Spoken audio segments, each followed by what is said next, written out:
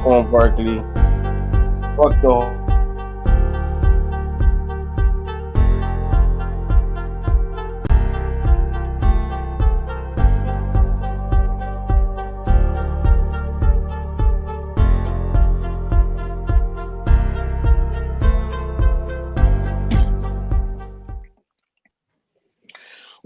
Welcome, Fins Nation. This is your boy Fins Mechanic. I'm here with Wally, and pretty soon, Coach is here. Coach is here as well. Here on the Five Reasons Sports Show, Week Oh, 16. There you are. What's up, Coach? hey man, is it? Like I'm not piloting this ship, bro. Shout out to Manny, by the way. what? Are we? No shout What do out you to mean? Manny. What you mean? No, I'm not. No shout Give out to this man Manny. his props, bro. Nope, Come you on, were not. man. Here we go.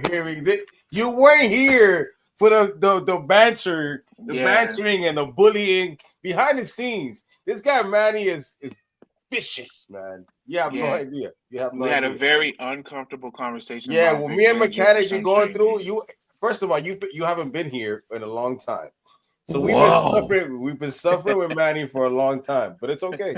You want to over here go and glaze over here? It's crazy.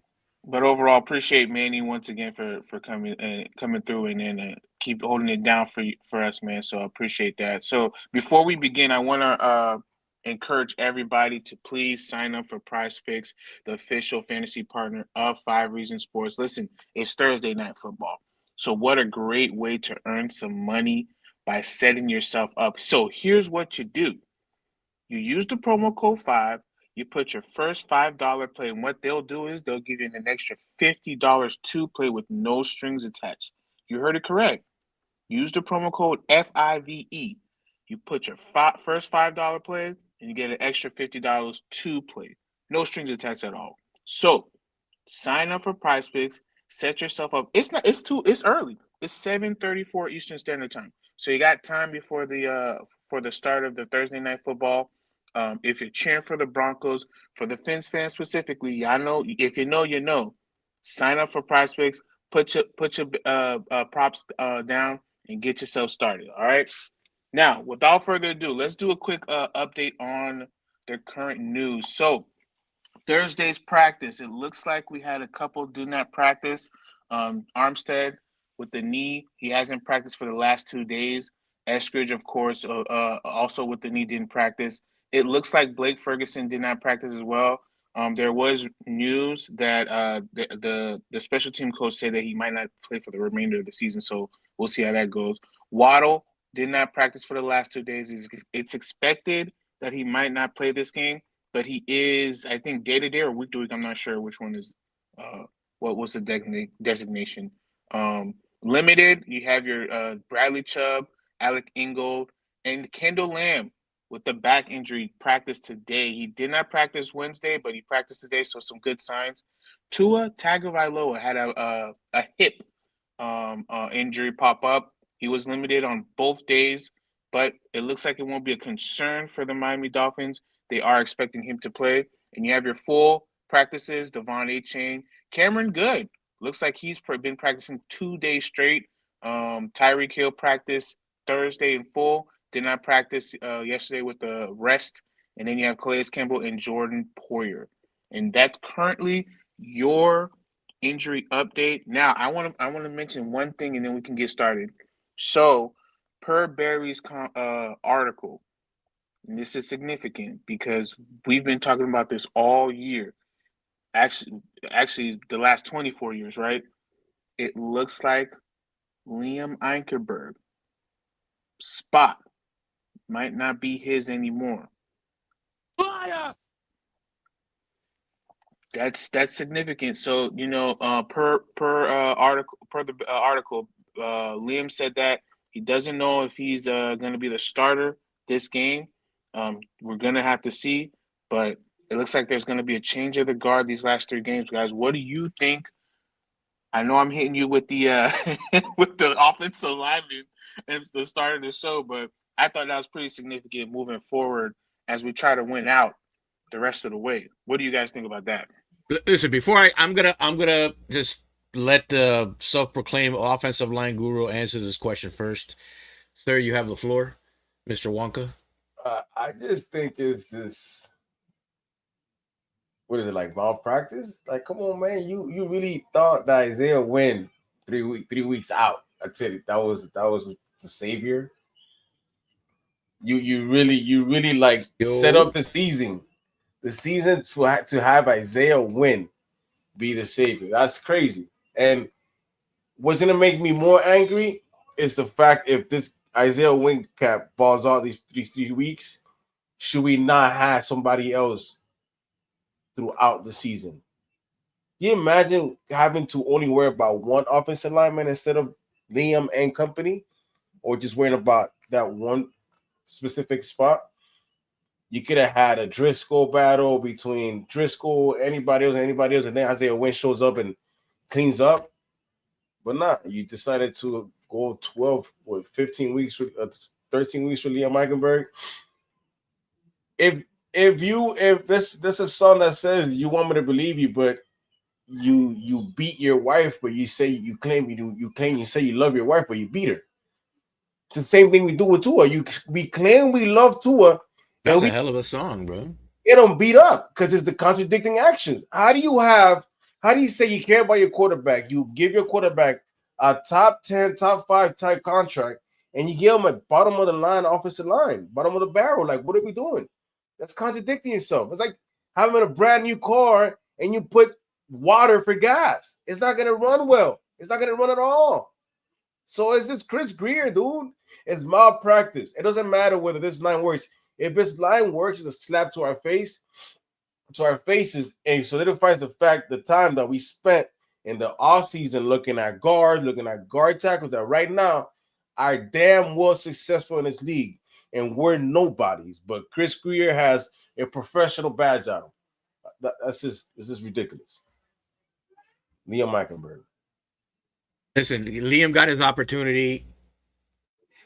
He obviously was not consistent enough. Did not put out better tape or good days than worse days. So you know, something that we've talked about for a while now, except for Junior. Junior's was very supportive of him. Wanted to see this guy. He wanted him to succeed. There's nothing wrong with that. But his time's up. I don't think I don't think he has much of a future here with the Dolphins, or much less in the NFL. But you never know. Maybe another team gives him a shot. All you need is one team, right? To believe in him and give him a shot, and you come in, or we'll see. What's your thoughts, Junior? I do think you're right, and I know people are gonna be like, "I told you so, Junior. See, you don't listen, all this and that." Whatever. And I'm gonna put this perspective, and I hope people just listen to me for a second. When you draft or invest in a player, you want to do everything that you can to try to see if they can work out.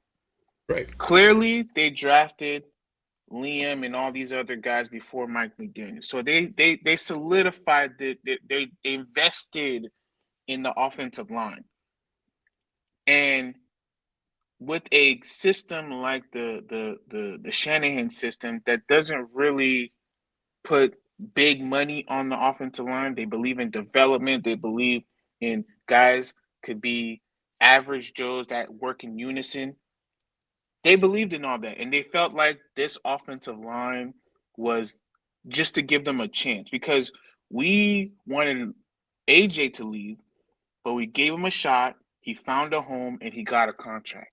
So I'm sure they believed in that with Liam Eichenberg and other guys that have been here for so long. I think the problem that they didn't do right is they didn't continue to invest in young guys.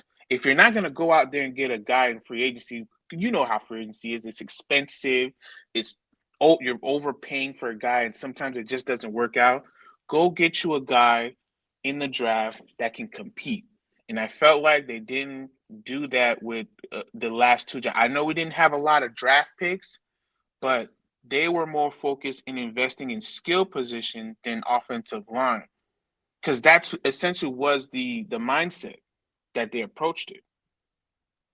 So I think that now that they seen 3 years of the same guys, Lester Carr, Liam Eichenberg, and Robert Jones, I think now you got enough to say, hey, it's time to move on. We got to shift our thinking here. And they're lucky because if sometimes you don't get a chance when you stick with the same guys and it's been the same limited a play from them. So if they end up next year being here, Chris Greer and Mike McDaniel, they need to have a different mindset about this offensive line. So yeah, I'm sad that Liam can perform or develop the way he should, but as a Dolphin fan, man, we need better and we deserve better. So I'm that's my outside. little rant, man. Honestly, if I'm gonna keep this G-rated for the Disney purposes, but Please do. Liam could kick rocks, man. Honestly, when these guys aren't playing for free, you know what I mean, and this you could blame the coaches and the guys, but Liam never played. Liam, it's like we said in the last recording. It's this team, this front office made us fall for these guys and their inconsistency with what they dream they sell. They get you a guy like Butch Berry that can fix these things and you make it look nice, but really it's like how they say, like the duck swimming on top of the water, a swan. It looks very imperialistic, but if you look under it, it's going to work with them legs, and that's what's happening, bro. Like I feel like we haven't even seen the full potential of Tua because he hasn't had an offensive line he could depend on. Like Yeah. we talked about, oh, Tuscaloosa, Tua, oh, Tua this, Tua that. How come Tua doesn't do this? How come he has 2.4 seconds, 2.3 seconds? And then there's plays that you're like, oh my God, Tua, you had time. Why'd you make that mistake? Bro, it's like a deer in the headlight. He's not comfortable. And And goes, there's been plenty. Well, I don't mean to interrupt, but there's plenty of times that you see that he just doesn't trust the he's not offensive line. comfortable. He doesn't exactly. Yeah. There's Yeah. reads that he makes, and we're talking about the offensive line. I'm kind of gonna pivot off veer off Yeah. subject, but there's this the agenda that's being pushed of Tua not having to do much of the line, and I'm like, you have one Peyton Manning and you have Tom Brady, right? One was Peyton Manning, one was Tom Brady. Meaning, Cerebro Peyton Manning was Peyton Manning. There have been 1,000 other quarterbacks that can't do anything he can, but there's players that could just come in here and win. Stop making this football game so complicated for Tua if you're asking so many damn things to do with a terrible line. Like, bro, I know I feel like Mike is so stubborn in the aspect of like, look, if you gave me good offensive linemen, imagine what this look like. And I think he's like, it's like a to Chris Greer in the front office, like, bro, anybody with the right mind would see that if I had a good guard, I'll be able to run this. And that's exactly what's happening. And I'm pretty sure that Chris Greer's gonna end up getting fired. Mike's not gonna get fired. This is the first time a GM would love to work with the coach because they see how negligent Chris Greer has been. If you were a millionaire coach and you were Stephen Ross and you owned this franchise for 20 plus years and you do an assessment of Chris Greer today, right now, given the hot shot commodity, given all the money you have, and given and seeing what your other people could do in spite of him, and see other people like Dan Campbell, even though he was green at the time, Flores, Zach Taylor, Munson. There's a bunch of coaches that were green that couldn't work with Chris Greer, but they leave and are successful in greener and lesser greener pastures at the time, and now they're greener than ours. But Chris Greer is the guy. Are you gonna give him a job again? You gonna go continue with that? Well, for me, I think I'm down for either or. Only the fact that even though You trust Chris Greer right now? I trust that he can see and make the decisions to get the offensive line. I know people are not going to agree with that, but here's where where I say that it can work. He came to Mike McDaniel and said we got to fix it. That's always going to stick in my head. why would Mike McDaniel say put that out there? If it wasn't the case at all, I would have said, yeah, let's fire him because he didn't. But the fact that Mike McDaniel said that Chris Greer came to him and said, we got to fix the offensive line. And Mike McDaniel said, no, let's focus on skill. The only fault. But Junior, when was this? This was in, I think, 2022 or 2023. It was the second year, I believe. This was that. So it was 22. Yeah, it was an interview that he had. It was in the offseason, I believe. But But that's my 2023 now. 23. But here's my problem. Here's my problem. He should have said, nah, bro. I think we need to invest, or we need to figure out a compromise to where we can strengthen some part of the offensive line. Because I do have some guys, and even though we want to develop them, they don't seem to be ready yet. So why don't we get some established guys that can fit here and there, and we can work it out while we figure out if some of those guys can develop. And that's not what happened. So I think there's a chance if he gets fired, that it is what it is. But if he doesn't, I do think that they should see this and learn from this, and I think they will. That's just my hope. That's my hope and not my belief. So, I mean, that's me. That's just me. I don't know. I see that he's how do I say this? He does try to, for a lack of a better word, try to keep his coach happy and give him the tools that he asked for. But as a GM, you have to have the foresight and be able to predicate or predict what's coming down the road, because was he really ready to lose Robert Hunt? His actions say no. That's a very good point by Mr. M. I've actually said that before. I said that in other episodes that we've recorded, that the lack of importance to the offensive line has been an Achilles heel for this team for a very long time. Chris Greer. Let's call it spade what it is, man. You guys keep making these excuses that he had no, he doesn't. Where's the excuse? I'm not talking about. I'm saying what Mr. I'm picking back up what Mr. M is saying. Like, dude, we seen the same movie with Chris Greer, coach. Why do we have this crazy leeway with Chris Greer? When it comes to everybody else, we don't. Like, even let's keep it funky. Even when Brian Flores, we didn't care. Look at Flores now. I think Chris Greer has to get fired. I don't agree. He has to get fired because.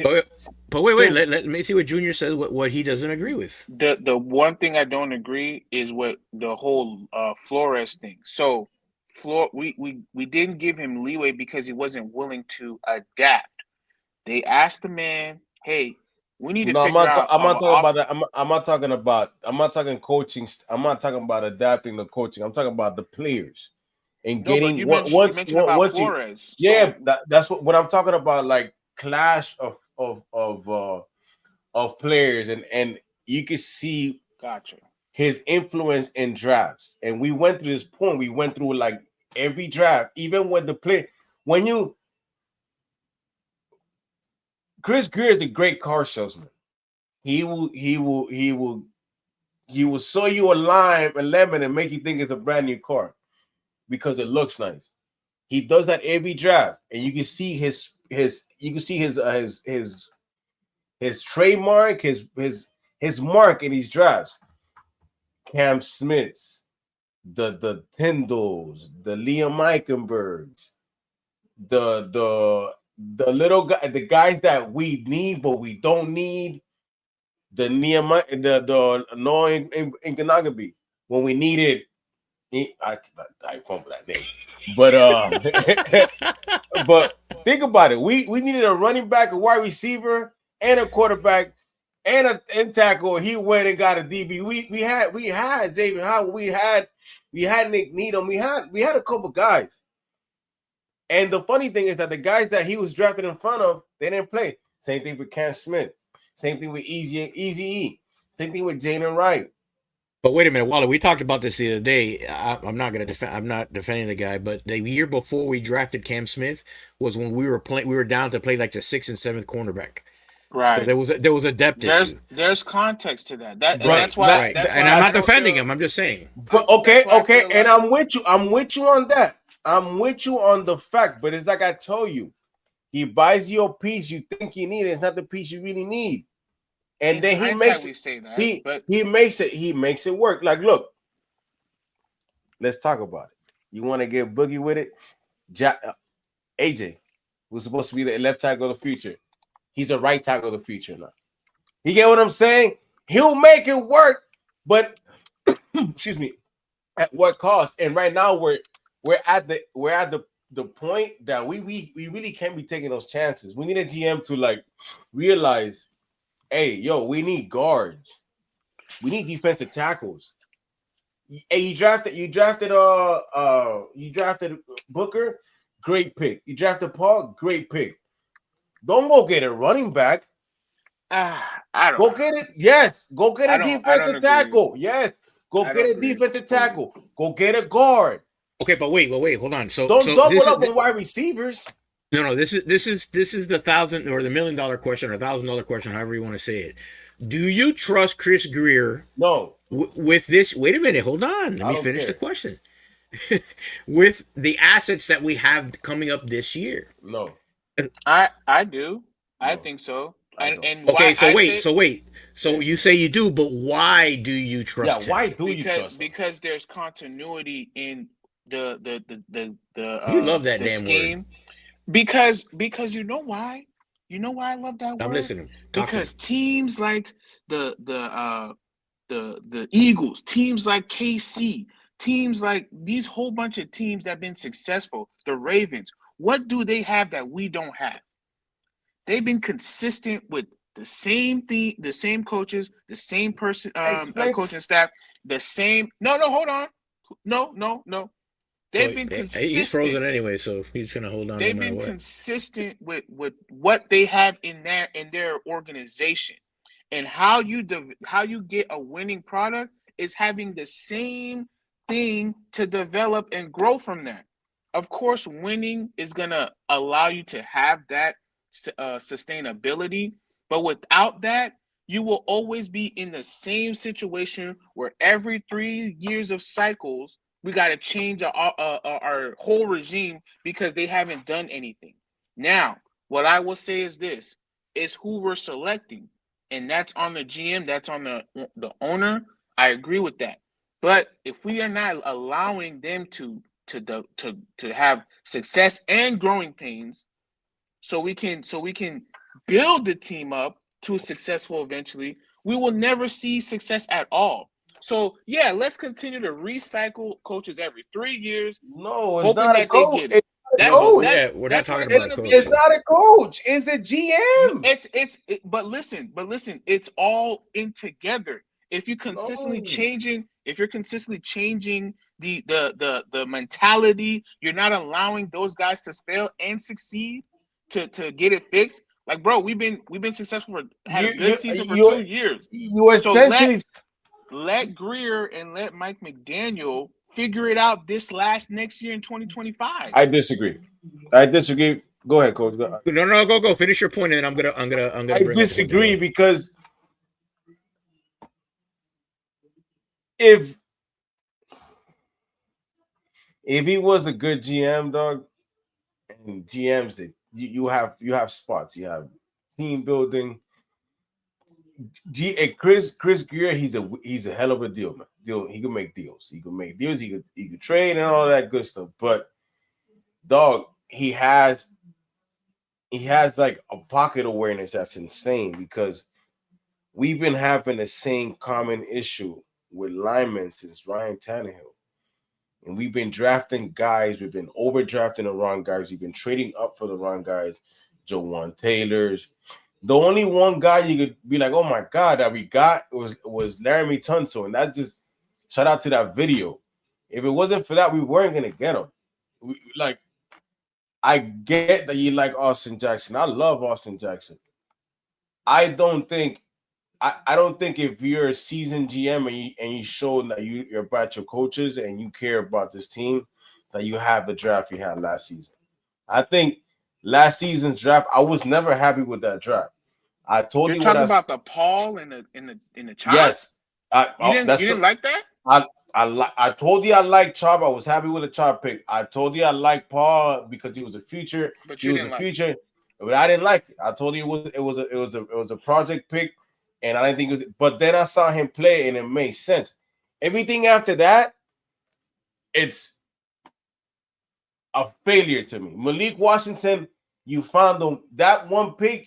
That pick is inevitable. You leave it there, but you traded up for Jalen Wright when you could have kept that pick and drafted a guard. You could have drafted a guard. And not even, you know what? Bump that. Let's just say you still kept Jalen Wright. You drafted Taj Washington. You could have drafted a guard. You didn't need a wide receiver there. You didn't need a wide receiver. You did not need to draft Patrick McMorris. You didn't need that. You drafted a guard there too. You would have had a guard that's probably better than Lester Cotton right now. And who knows? He might have torn his ACL the first practice. So hindsight is 2020. So you're absolutely right when it comes to like the what is and whatnot. But at one point you could be like, hey man, had he been failing for drafting guards and drafting tackles, at least he's trying to get the right guy out here. But then you get cute and go get a DB and a running back that don't even play. A linebacker that don't play. Guys, we haven't even talked about the game that's coming up. I'm tired of talking about this Greer stuff, bro. Well, so then, right, let's go to the game. If he's gone, he's gone. If he stays, he stays. At this point, it is what it is, bro. Just it's a hot topic, bro. What are you gonna do? Yeah, you know what I'm saying. I get it. Again, you know, it is what it is. But, bro, what do you guys think about this upcoming matchup? What does this mean for you guys as far as these last three games? I know we're mathematically what I said, coach. What I said, coach, about the playoff chances. We still in the same boat as last week. What I said. Right. So I'm good. I ain't worried about nothing. We still the same week it was at last week. I just hope that, bro, like the fact that we're even having these stupid conversations about Chris Grier, and I'm having to like pick the bad. I hope they feel that, and they go out and get those 10 wins. Because you're not going to fire anybody on 10 wins. And 10 wins starts this weekend. We got removed from the main game. Yeah. You can only get 9. Right. They'll be 9-8 if we win now. 9 wins. Math, bro. Come on, math. 9-8. Sorry, 9. You get. No, I just didn't know how many games were left. You win 9 games, you still have a winning season. You're not going to get fired for that. But is that what I want? But okay, I'm not gonna.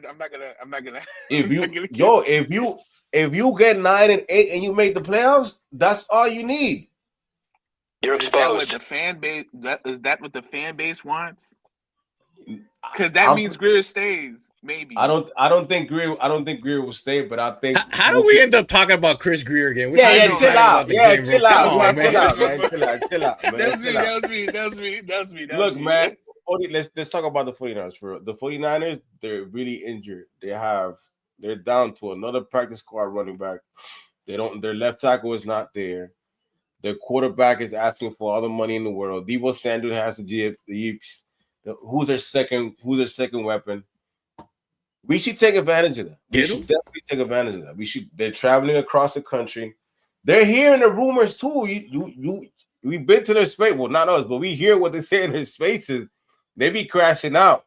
So, yeah, bro, we should take advantage. I'll say a 2017 game by us. I'm not giving us any more points anymore. Every time I say we're going to score big in that, never happens. I told you. I'm just saying. I told you. For me, we're mirror images. At least from the only one of the distinctions between us and them is the fact that they were probably a Super Bowl favorite. Okay. Considering the year that they had last year. But injuries have decimated them. You know, Deebo Samuel's they're not getting the production out of him. They're down to their 4th running back. It looks like Guarendo's going to be out. Like lost Christian McCaffrey, lost his backup, lost that other backup. What's his name? Mitchell lost him. Purdy's talking about getting the bag. You know, the coach is this another ex teammate coach of McDaniel. He was actually the one last year that started. I guess the snowball effect of finding a way to short circuit the McDaniel offense, giving Tua trouble, dropping the linebackers, you know, at a depth that was giving him trouble. They're really good at taking away the middle of the field. So let's see. Of course, I'm going to root for them to win every single time. I'm a homer. I don't care if you criticize me, hate me. I don't. That doesn't matter to me. Um, I'm hopeful, not confident, but I'm hopeful that we can try to eke into the playoffs somehow. But it's 1 week at a time. We got to take care of our own business. So I'll wait till the end of the show to give a prediction. But right now, I think it's a toss up. I think we're favored by 1 right now, which is crazy to me, considering everything that's going on. What about you, Junior? What do you think? Yeah, I'm still hopeful for the playoffs. I just don't know how likely. You wanted Right. to at least get to 10 wins to ensure yourself, because it's really a toss up with the last few spots of the playoffs. Those teams, because they do face some challenges, but we put ourselves in a bad position that now we have to rely so much heavily on other teams to kind of ink our way in. In regards to the 49ers, listen, decimated. A lot of offensive weapons are pretty much gone. Their offensive line has been struggling, kind of the same as us. Um, they do have some good guys in there, but their key guy, Trent Williams, might not. I don't think he's playing this game. Nope, So he's not. He's not. so that could be something for uh, Chop or hopefully Chubb if he's back this week. They can take advantage of. So the biggest part of it is their defense. I just wonder how we will approach it. I do see some optimism because now you're possibly having Wynn maybe playing left guard and Robert Jones playing to his natural position at right guard. So how would that look? Um, I'm curious to see how it goes. Some matches I'm looking at for.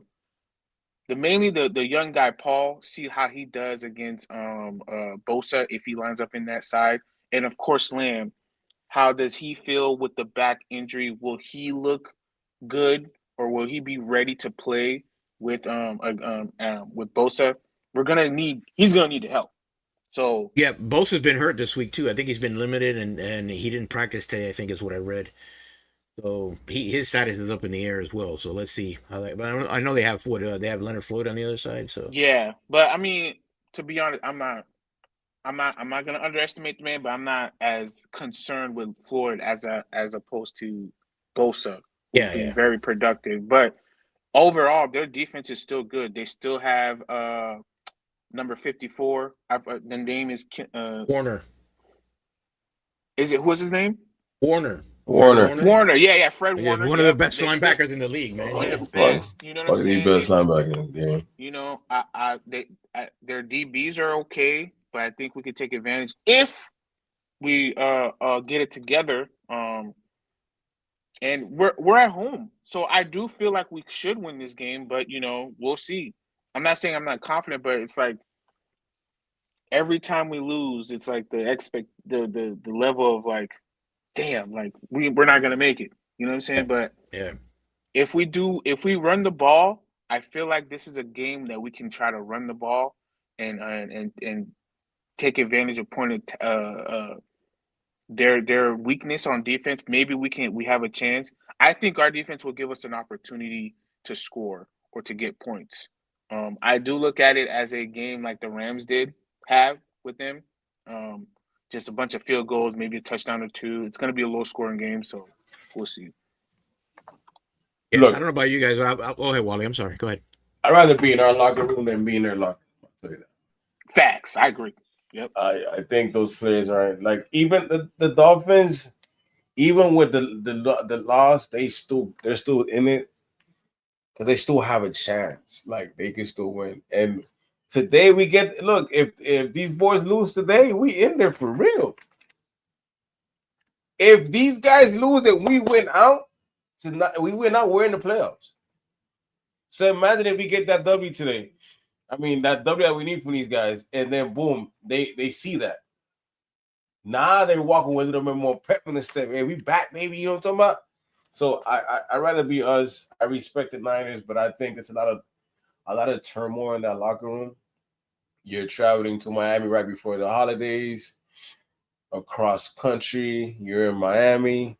If you ain't happy with the family, Miami gonna show you a little son. You might step out. You might not be in food. You know what I'm saying, for the game. Miami's a terrible place to be with money and not be in the right place of mind, because it's going to get you, especially if you're an athlete. Next thing you know, you're at B teams with Cardi B, and you supposed to be at the game. You feel me? I'm just saying. Me, help me. Hey man, I'm just saying. So what else we got for tonight? Are we done? I mean, shout out to Manny again, man. You guys don't give respect to this guy, here bro. we go. You Here doing all his work in the background. Like, come on, man. It's the worst guy ever. I don't understand. Would you guys have like a back Manny, I gotta ask Manny a question. Manny, are you related to Anthony Chang? I am not. Oh my god. Same last name, bro. Same last name, but I've told that on the other side of the world, there's plenty with my last name. Oh my There god. Can we get back to the show, please, guys? We're done. What else you want, bro? Big Banjo. This is ridiculous. It's this Big Banjo guy. It's just Hey, horrendous. shout out to the top 5 defense right there, coach, right there. Ooh. Oh wow. So listen, man. Let's get back. Let's get back to the OGs, man. We haven't done this in a minute, man. Let's do who owes you money, man, on both sides of the ball. Cool. Let me go first. Go. You know I'm offensive line, man. You know it. Wynn owes me money. Lamb owes me money. Hold that. When you say Wayne, are you also in your bag saying that he's gonna start? I'm gonna shoot my shot, Wally, and I'm gonna say the boy at left guard. The boy at left guard is gonna be Wynn. Lamb potentially is back. So those two old guys, older gentlemen, veterans, they owe me money. I need them to perform. I need these last 3 games to matter, specifically this home game. This is our last home game. Folks, this is our last home game. Let's go out with a bang. Let's go win. Let's go out on a positive note. Those are the only 2 that owes me money on offense. On defense, I'm going to say linebacker 2. You owe me money, man. I need better performance from you. You owe me money. And you know what? If Chubb is active, he owes me money as well. So those are my guys. Go ahead, Wally. Wow. We talking about casting white nets over here. I always get told about casting white nets. So on offense, this might come as a shock to you guys, but Alec Ingold, where the hell have you been? Like you're not even key blocking anymore. You're not doing nothing. That's wild. Like you're not doing much anymore. Like you weren't just a blocking fullback. You were a very versatile fullback. You used to be a weapon on short yardage situations. Where have you been? Like, I know you're doing the dirty work because of the tight ends, but I need you to show up, man. Because if you're showing up, the Dolphins offense is humming on offense, man. So that's Alec Engel, respectfully Alec Engel, because he's been having a tough season. On the defensive side, man, I'm gonna go with Jordan Poyer. I got on here and I made the case for the safeties and the extra job and then the rigors of playing out of your own comforts for the betterment of the team. But you can't be looking silly like that on that play, bro. that one play, you're not perfect. You look like a jit. You look like a kid. That did not look like a professional. You look like a jit that he ain't know he was supposed to be in the field, cuz and like, yo, coach, good yo, next thing you know, touchdown. Pop Warner, and as well, Walker, linebacker too, should have been there to help that too to make it a tougher pass.